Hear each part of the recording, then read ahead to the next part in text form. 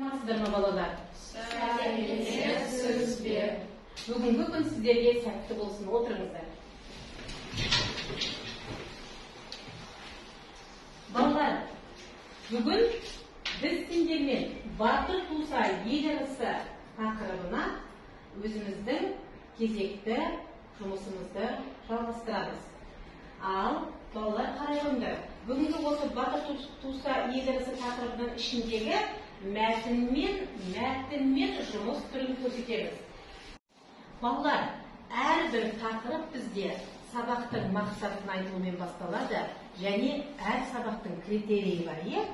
Сабақтың бүгінгі мақсаты, сабақтың мәтінін анықтай отырып, мәтінді оқимыз, мәтінге сөздік жұмысын жүргіземіз, мәтін бойынша сұрақтар құрастырамыз, мәтін бойынша сұхбат құраймыз, және мәтін бойынша бокс формуласымен жұмыс істейміз.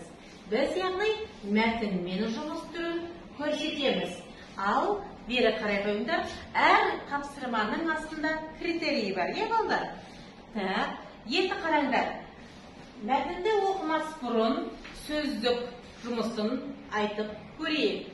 Қазақша нұсқасын оқып шығамыз. Бастайық. 1, 2, 3. Мәңгі қазақ тіліне тән дыбыстарды дұрыс айтамыз. Қайталайық. Мәңгі есімізде оқи беріңдер балалар. Шексіз, қару-жарақ, мақтан тұту, шайқас, қарсы, ерлік. Жақсы. Балалар, енді осы мұна бүгінгі жаңа сөздер бойынша біз сендермен сөздік кестесі әдісін жүргізіп көрейік. Қараңдар балалар, бір-бір сөйлемді, сұрақтарды оқи отырып, сөздерді қарай жалғастырамыз. Бірінші кім оқиды екен балалар? Оқыңдаршы. Владимир оқи ғой. Батырларымыздан ерліктермен не істейміз, мақсат тұтамыз. Өте жақсы. Келесі сөзді кім оқиды екен? Оқи ғой. Соғыстағы елбасы құралын қару-жарақ. Өте жақсы. Үшінші сұрақты Тамирис оқышы. Отан қорғаған жауынгерлері мәңгі есімізде. Отан қорғаған жауынгерлер мәңгі есімізде. Жақсы. Келесі төртінші сұрақты кім оқиды екен? Оқи ғой, Даяна. Соғыста елбасы әрекет бұл? Шайқас. Жақсы. Келесі сұрақты оқиды маған? Ажар оқи ғой. Қандай жеңіс алауы бар? Қандай жеңіс алауы бар? Жеңіс алауы бұл 28 Панфиловшы паркінде тұрған мәңгілік алау. Қане? Мәңгілік алау бар екен. Жақсы, келесі сұрақты оқи ғой. Соғыста екі ел бір-біріне қарсы. Жақсы. Соңғы сұрақты оқиды маған. Владимир оқи ғой. Адам бойындағы батылдықты білдіретін болсын ерлік.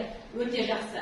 Балалар, отан соғыстың ардагерлері, жауынгерлері біздің қазіргі бақытты өміріміз үшін күресті. Біз оларды құрметтеуіміз керек, дәріптеуіміз керек, және есімізде мәңгі сақтауымыз керек. Жақсы. Балалар, біз сендермен оқулықтағы мәтінді оқимыз, қазақ тіліне тән дыбыстардың айтылу ерекшелігін сақтаймыз, және оқу үлгісін қарай көрсетейік. Бастайық. Кім бастайды екен? Оқы ғой. Ұлы отан соғысының аяқталған 87 жыл болды. Отанның қорғаған жауынгерлерге батырларға мәнде әсерде болды. Жақсы қарай. Жылға қарсы шайқас алыстағы ауыл мен кен байтақ далада да жүріп жатты. Соғыс жылдары қазақ халқының ұлтына жеріне деген патриоттық сезімнің орнығуын дәлелдеді. Жақсы оқиға. Ер жүзден аса жерлесіміз соғысқа қатысумен жауынгерлер жауынгерлер кеңес одағының батыры атағын алды. Жақсы, аяғы оқи ғой, жалғастыра қойма. Олар Талғат Бекетдинов, Сергей Луганский, Иван Павлов, Кумшук Уметова, Лена Мутула, және көптеген Жақсы, ажар оқиға қарай. Соңғы Қазақстанның 310 дивизиясының жауынгерлері ерлікпен шайқасты. Жақсы, оқи ғой.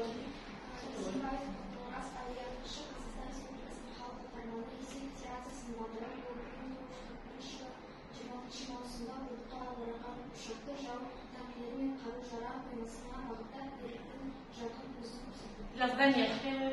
18 жастағы Жәнібек Елеусізов кеңес одағының батыры атағын алған ең жас қазақ жауынгері. Жақсы, ары қарай оқи қоймай дейме?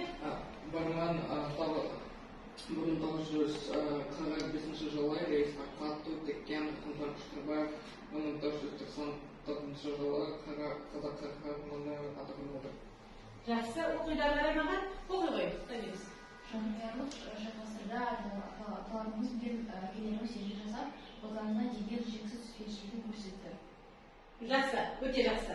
Балалар, бұл мәтінде Ұлы Отан соғысына қатысқан жауынгерлеріміздің ерліктері, соларды дәріптеу жайында айтады екен. Ал енді мына 1 минуттық әңгіме тәсілі бойынша мәтінмен жұмыс түрін жүргізейік. Жақсы ма? Ал енді қараңдар, алтыларында мәтін тұр балалар. Осы мәтінге сұрақ қоя көріңдерші. Қандай сұрақ қоюға болады екен? Табелес? Бейсекбаев вақту рас соғыста қандай ерлік көрсетті. Жақсы. Ары қарай, Владимир. Кеңес одағы батыры атағын алған жауынгерлерді ата. Жауынгерлер кімдер? Кімдер? Жақсы, Ая. Жауынгерлер кімдер? Қандай қазақстандық атқыштар дивизиясы шекасы? Өте жақсы. Айта одан не? Рахымжан Қошқарбаев қандай атақ алды? Өте жақсы. Батыр атағын алған ең жас қазақ жауынгері кім? Кім? Өте жақсы. Тағы да бар ма сұрақ? Қоя алайық? Қойғаш бір сұрақ қоя алайық. Иә? Отан соғысында ардагерлер кім үшін? Не үшін? Шайқасты, иә? Жақсы. Жақсы. Келесі жұмыс түріне көшейік балалар. Мәтін бойынша сұхбат құра. Так, осы жаңағы оқылған мәтін бойынша қандай сұхбат құруға болады екен? Кәне, кім батыр екен? Кім өзін көрсетеді екен? Ажар және Дания. Жақсы. Тұра қойыңдар оларына. Иә? Сұхбат түрін маған. Балалар, алтындаймыз. Жақсы, бастай ғой. Сәлем, қалың қалай. Жақсы. Сен Ұлы Отан соғысының аяқталғанына қанша жыл болғанын білесің бе? 78 жыл болды. Қазір мен сол туралы оқып жүрмін. Ұлы Отан соғысы туралы. Соғыста қанша адам қайтыс болды? Маған Ұлы Отан соғысына қатысты айтып берші. Мысалы, соғысқа 500-ден астам қазақ қатысқан. Оның 97-сі кеңес одағы батыры атақтарын алып, барып аталды. Ал олардың арасында қыздар болды ма? Әрине болды. Алайда ең танымал болған екі қыз болды. Әлия мен Нұршық. Екеуін қазақтың қос жұлдызы деп атайды. Ал соғысқа қатысқан ең жас жауынгер туралы білесің бе? Әрине білемін. Оның аты Жәнібек Елеусізов. және рейхстагқа ту тіккен де қазақ жауынгері. Оның есімі Рахымжан Қошқарбаев. Сен көп нәрсе біледі екенсің. Иә, тарихымызды біліп жүруіміз керек. Отандарымызды біліп жүруіміз керек. Дұрыс айтасың. Мен де ондай бүгін барып, үйде тарих кітаптарын оқып шығамын. Жарайды онда, келістік. Келесі жүздесінші. Жақсы балалар, өте жақсы. Ажар мен Дания, яғни мәтін бойынша жақсы сұхбат құрады балалар. Ал балалар, келесі тақырыбымызға көшейікші. Келесі тапсырма бізде фокус формуласы. Фокус формуласы дегеніміз не?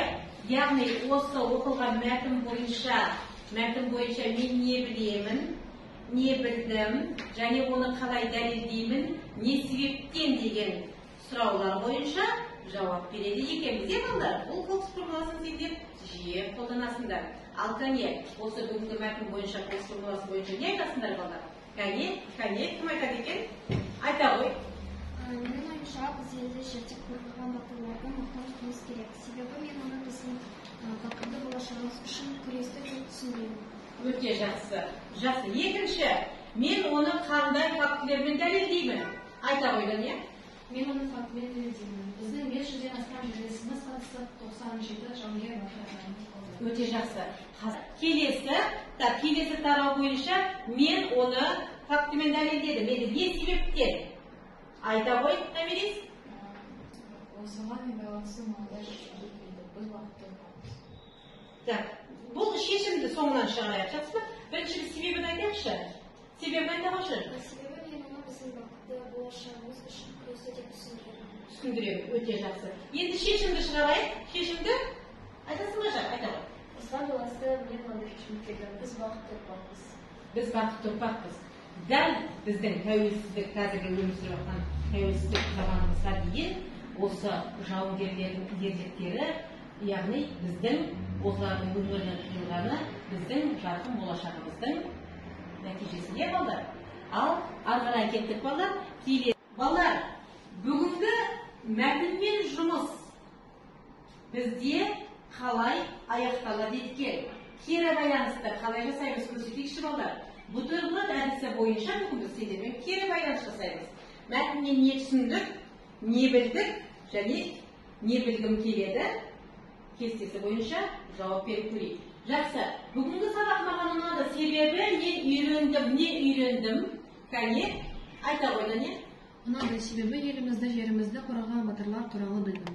Жақсы, тағы да кім айтады екен? Айта қой. Көп ақпарат алды. Жақсы, айта қой. Қанша адам батыр атағын алғанын білдім. Қанша адам батыр атағын алғанын білдім. Жақсы, айта қой. Маған математика құрылымы қиын болды. Құрылымы қиын болды. Сен бір түсінбей қалдың ба құрылымын? Жақсы, айта қой.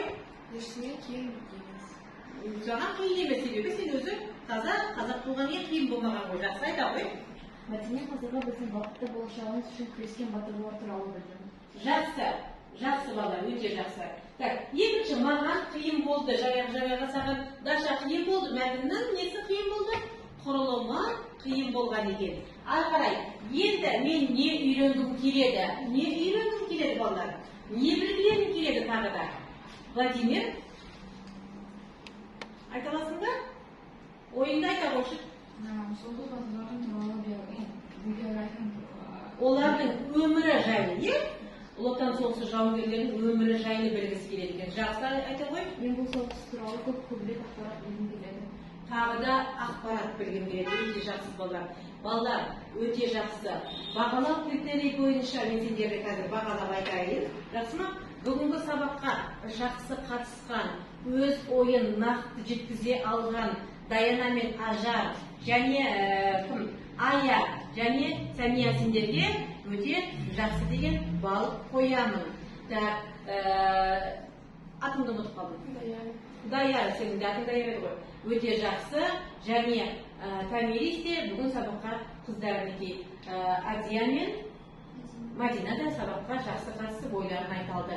Өте жақсы. Владимир бүгін сабаққа жақсы қатысты. Балалар, бүгінгі батыр туса ел ырысы мәтіні бойынша мәтіннің мағынасын түсініп, сұрақ қойып, сұхбат құрып, фокус формуласымен бутерброд әдісі бойынша сендер жауап беріп үлгердіңдер. Өте жақсы балалар. Яғни бүгінгі тақырыптан біздің білетініміз, үйренетініміз өте көп. Себебі Ұлы Отан соғысының ардагерлері біз үшін, біздің қазіргі өмір сүріп жатқан бақытты заманымыз үшін жандары қиды.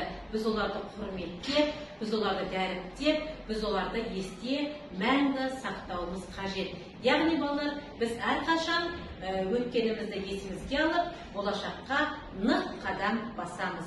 Рахмет балалар сендерге, өте жақсы, сау болыңдар. Жақсы балалар.